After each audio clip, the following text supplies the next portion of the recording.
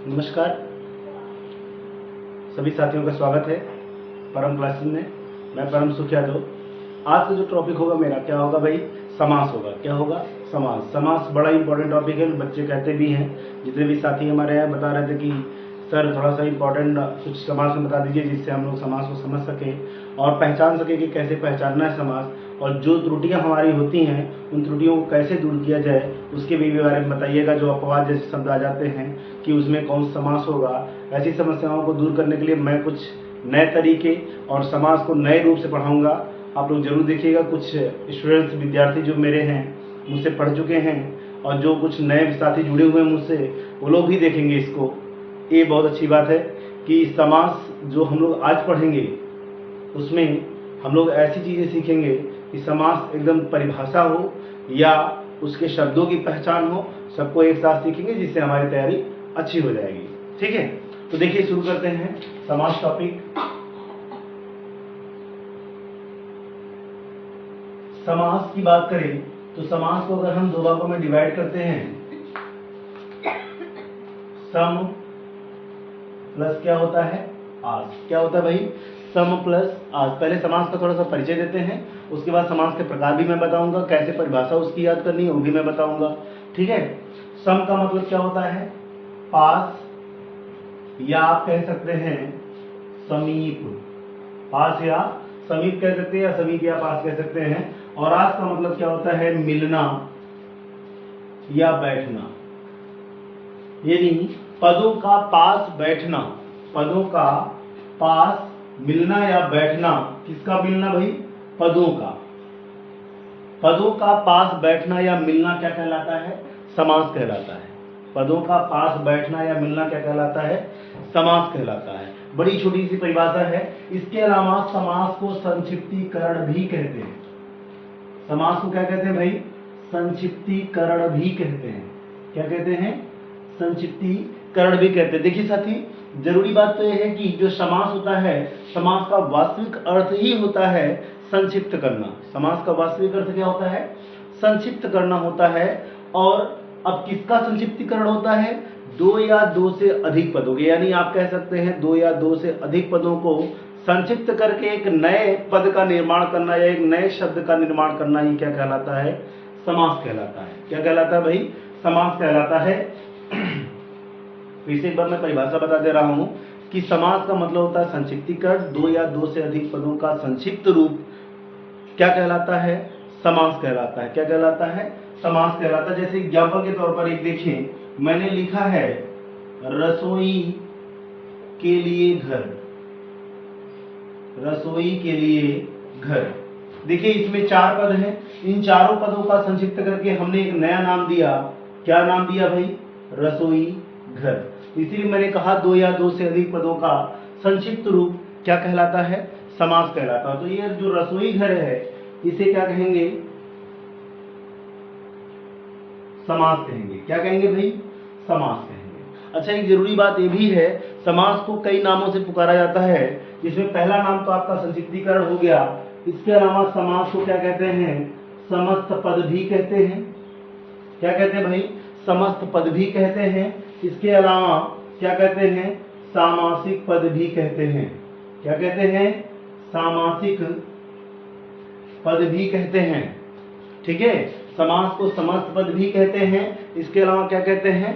सामासिक पद भी कहते हैं। अब इसके बाद बात आती है समास में कुछ नई बातों की। जैसे समास में पूर्व पद क्या होता है, समास में उत्तर पद क्या होता है, समास विग्रह किसे कहते हैं, समास में कौन सा पद गौण होता है, कौन सा मुख्य पद होता है, इन सब के बारे में मैं वर्णन करूंगा कि समास के में पद क्या होते हैं। देखिए, समास का जो पहला पद होता है, यानी जो सम है, उसे क्या कहेंगे हम लोग? पूर्व पद कहेंगे। क्या कहेंगे भाई? पूर्व पद कहेंगे। समास का जो पहला पद होता है उसे क्या कहते हैं हम लोग? पूर्व पद कहते हैं। और जो अंतिम पद होता है उसे क्या कहते हैं? उत्तर पद कहते हैं। उसे क्या कहते हैं हम लोग? उत्तर पद कहते हैं। बहुत छोटी सी परिभाषा थी समास की, मैंने बता ही दी है।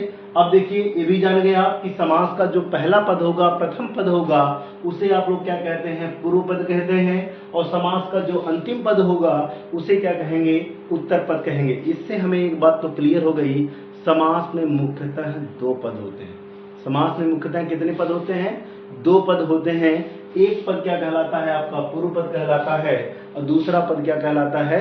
उत्तर पद कहलाता है। ठीक है, चलिए अब इन सबको मैं मिटा देता हूं, थोड़ा सा इधर देख लीजिए। अब बात करते हैं हम समास के। पूर्व पद हो गया, इसके बाद बात आती है समास में दो पद और होते हैं। एक होता है मुख्य पद। मुख्य पद को प्रधान पद भी कहते हैं।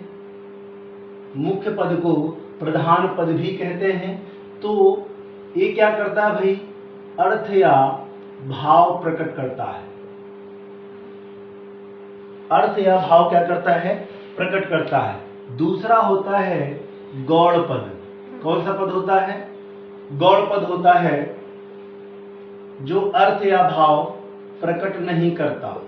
कहने का तात्पर्य है कि जिस पर पूरा अर्थ का प्रभाव पड़ता है वह क्या होता है? मुख्य पद या प्रधान पद होता है। और जिस पर अर्थ का पूरा या भाव का पूरा प्रभाव नहीं पड़ता उसे हम लोग क्या कहते हैं?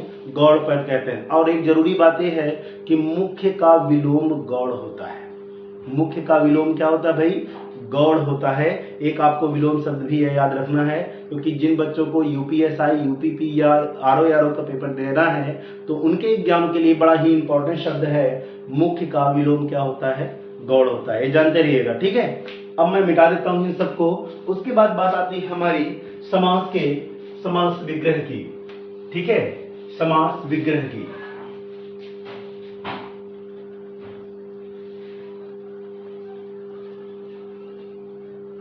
देखिए समास विग्रह क्या होता है? अगर समास विग्रह को मैं लिख रहा हूं, समास विग्रह, विग्रह का मतलब ही होता है अलग करना। और मैंने समास की परिभाषा से समास के नाम बताए हैं कि समास का अन्य नाम क्या है? सामासिक पद है या समस्त पद है। तो परिभाषा इसकी बनती है सामासिक पदों को अलग करने की प्रक्रिया। सामासिक पदों को अलग करने की प्रक्रिया क्या कहलाती है? समास विग्रह कहलाती है। सामासिक पदों को अलग करने की प्रक्रिया क्या कहलाती है? समास विग्रह कहलाती है। जैसे एग्जाम्पल देखें, एक शब्द लिखा हमने रोगग्रस्त। अब इस रोगग्रस्त शब्द को हमें क्या करना है? समास विग्रह करना है। तो लिखेंगे क्या? रोग से ग्रस्त। रोग से ग्रस्त। तो इसे हम लोग क्या कहेंगे? समास विग्रह कहेंगे। और इसे हम लोग क्या कहेंगे? समास कहेंगे। ठीक है, समास कह सकते हैं आप लोग, या सामासिक पद कह सकते हैं, या समस्त पद कह सकते हैं, जो आपकी इच्छा करे कह सकते हैं। लेकिन आपके एग्जाम के लिए बड़ा इंपॉर्टेंट है कि ये जानते रहिएगा समस्त पद क्या होता है, समस्त पद क्या होता है, सामासिक पद होता है। सबका एक ही नाम है, कोई अलग नहीं है। ठीक है, अब देखिए इसके बाद बात आती है कि समास के कितने प्रकार होते हैं। ठीक है, इसके बाद बात क्या आती है भाई? समास के कितने प्रकार होते हैं। अब देखें, उसको भी थोड़ा सा समझते हैं। देखिए, समास के प्रकार की बात करें, समास के प्रकार की बात करें तो समास के 6 प्रकार होते हैं। कितने प्रकार होते हैं भाई? 6 प्रकार होते हैं। ठीक है, समास के कितने प्रकार होते हैं? 6 प्रकार होते हैं। लेकिन अगर हम प्रयोग के आधार पर रखेंगे इसको, इधर मैं लिख देता हूं प्रयोग के आधार पर। प्रयोग के आधार पर अगर इसको रखेंगे तो समास के 3 प्रकार होते हैं। ठीक है, समास के मुख्यतः कितने प्रकार होते हैं भाई? 6 प्रकार होते हैं। लेकिन अगर हम प्रयोग के आधार पर रखेंगे कितने प्रकार होंगे? 3 प्रकार होंगे। और ये तीनों कौन कौन से? मैं इधर नाम लिख देता हूं। पहला है संयोग मूलक, दूसरा है आश्रय मूलक, तीसरा है वर्णन मूलक। तीसरा क्या है भाई? वर्णन मूलक। ठीक है, ये 3 प्रकार के आपके समास हैं प्रयोग के आधार पर। याद रखिएगा कि प्रयोग के आधार पर समास के कितने प्रकार होते हैं। तो याद रखिएगा, प्रयोग के आधार पर समास के 3 प्रकार होते हैं। संयोग मूलक समास को एक और नाम से जानते हैं, संज्ञा समास। किस नाम से जानते हैं भाई? संज्ञा समास के नाम से जानते हैं। ठीक है, जिसमें आप द्वंद्व समास पढ़ते हैं, जिसके दोनों पद क्या होते हैं? संज्ञा होते हैं। क्या होते हैं? जिसके दोनों पद क्या होते हैं? संज्ञा होते हैं। आप कह सकते हैं इसको, इसमें क्या पढ़ते हैं आप लोग? द्वंद्व समास पढ़ते हैं। क्या पढ़ते हैं? द्वंद्व समास। ठीक है, क्योंकि जो द्वंद्व समास होता है उसके दोनों पद क्या होते हैं? संज्ञा होते हैं। रही बात आश्रय मूलक की, तो आश्रय मूलक को विशेषण समास भी कहते हैं। क्या कहते हैं? विशेषण समास भी कहते हैं। ठीक है, तो इसमें क्या आता है आपका? कर्मधारय। कौन सा आता भाई? कर्मधारय। देखिए समास 6 प्रकार आप लोग सुने भी होंगे, लेकिन मैं इसको इसलिए बता रहा हूं क्योंकि इसके बारे में बहुत कम बच्चे जानते हैं। ठीक है, तो मैं आपको नई चीजें बता रहा हूं। संयोग मूलक को संज्ञा समास या द्वंद्व समास का रूप दे देते हैं, क्योंकि इसके दोनों पद क्या होते हैं? संज्ञा होते हैं। ठीक है, अब देखिए आश्रय मूलक की बात करें, इसमें भी इसको विशेषण समास कहते हैं। इसमें जो है विशेषण और विशेष से आता है। इसमें क्या आता है भाई? विशेषण और विशेष से आता है। ठीक, और रही बात वर्णन मूलक की, तो वर्णन मूलक में आते हैं आपके कौन समास? 2 समास आते हैं। एक आता है आपका बहुव्रीहि समास। एक क्या आता भाई? बहुव्रीहि समास। और दूसरा क्या आता है? अव्ययी भाव समास। दूसरा क्या आता है भाई? अव्ययी भाव समास। तो याद रखिएगा, जो आपका बहुव्रीहि और अव्ययी भाव है, इनको वर्णन मूलक समास इसलिए कहते हैं क्योंकि इसमें जो पद होता है उसका वर्णन किया जाता है। जैसे चंद्रशेखर है, चंद्र है शिखर पर जिनके। जैसे हमने कहा मृगांक, जैसे मृगांक कह रहा हूं, हमने कहा मृगधर, तो मृग को धारण किया है जिसने। ठीक है, तो ये जो नाम दिया जाता है यानी उनका वर्णन किया जाता है, इसीलिए इनको वर्णन मूलक समास कहते हैं। अव्ययी भाव समास की बात करें, जैसे यथाशक्ति है, शक्ति के अनुसार ही पूरा वर्णन किया जा रहा है। तो जब जिस पद का वर्णन किया जाए उनको वर्णन मूलक समास कहते हैं। जो क्या होते हैं? एक दूसरे पर आश्रित होते हैं। जैसे विशेषण क्या होता है? विशेष पर आश्रित होता है। ठीक है, इसीलिए इसको विशेषण समास कहते हैं। इसमें आता है कर्मधारय समास। इसके अलावा आपका द्विगु भी इसी में शामिल हो जाता है। ठीक है, संयोग मूलक में क्या होता है? दोनों पद क्या होते हैं? संज्ञा होते हैं। इसीलिए इसमें कौन समास आता है? द्वंद्व समास आता है। ठीक है, तो याद रखिएगा समास के प्रयोग के आधार पर 3 प्रकार होते हैं। एक होता है संयोग मूलक, और दूसरा होता है आश्रय मूलक, तीसरा क्या होता है? वर्णन मूलक। ठीक, इसके बाद आगे बढ़ते हैं। अगला जो आपका आता है समास के 6 प्रकार, उनके बारे में वर्णन करता हूं। चलिए देखिए,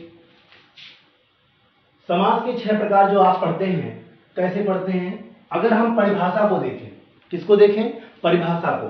तो परिभाषा के आधार पर अगर देखेंगे तो पहला आता है आपका अव्ययी भाव,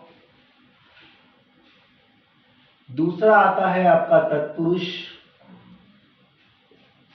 तीसरा आता है आपका द्वंद्व, और चौथा आता है क्या भाई? बहुव्रीहि। परिभाषा मैं बताऊंगा आज, बाकी अगली क्लास में मैं विस्तार से वर्णन करूंगा। एक एक समास के बारे में सब विस्तार वर्णन करूंगा। लेकिन जैसे समास पढ़ा दूंगा, अगर समास याद न हो जाए फिर कहिएगा, एक भी समस्या नहीं होगी समास को पहचानने में। बिल्कुल ध्यान से पढ़िएगा। सिर्फ परिभाषा देखिए, मैं इससे परिभाषा बताऊंगा कि किस समास को कौन समास जो है कि कैसी परिभाषा होती है। अंतर भी देखिएगा। अव्ययी भाव समास जो होता है, इसका पूर्व पद क्या होता है? प्रधान होता है। क्या होता है भाई? पूर्व पद प्रधान होता है,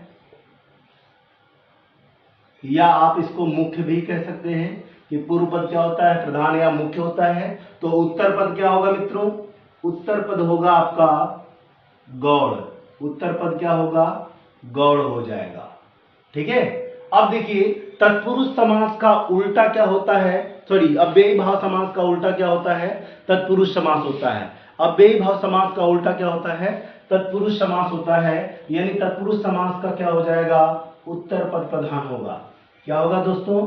उत्तर पद प्रधान होगा। ठीक है, आगे देखिए, तो इसका पूर्व पद क्या हो जाएगा?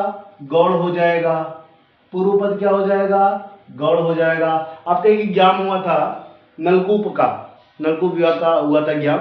उसमें पूछा गया था कि किस समास का उत्तर पद प्रधान एवं पूर्व पद गौड़ होता है उसे क्या कहते हैं? तो याद रखिएगा, कौन समास कहते हैं भाई? तत्पुरुष समास कहते हैं। कौन समास कहते हैं? तत्पुरुष समास कहते हैं।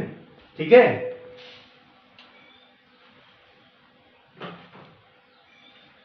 देखिए अब उसके बाद बात करते हैं द्वंद्व समास की। द्वंद्व समास का क्या होता है भाई?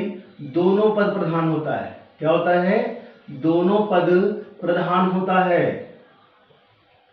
ठीक है, और बहुब्रीहि समास का इसका जस्ट उल्टा होता है कि इस समास का कोई भी पद प्रधान नहीं होता। क्या होता है भाई? कोई भी पद प्रधान नहीं होता है।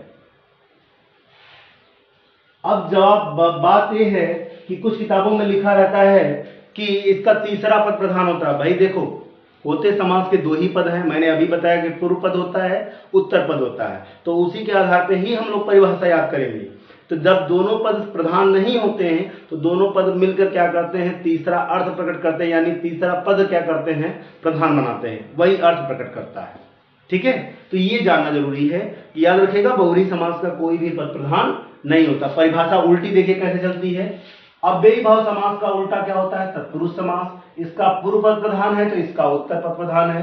द्वंद्व समास का उल्टा क्या होता है? बहुब्रीहि समास। द्वंद्व समास के दोनों पद प्रधान होते हैं और बहुब्रीहि समास का कोई भी पद प्रधान नहीं होता। ये परिभाषा याद करने का सबसे अच्छा तरीका है। ठीक है, इसके बाद तत्पुरुष समास के दो पार्ट होते हैं।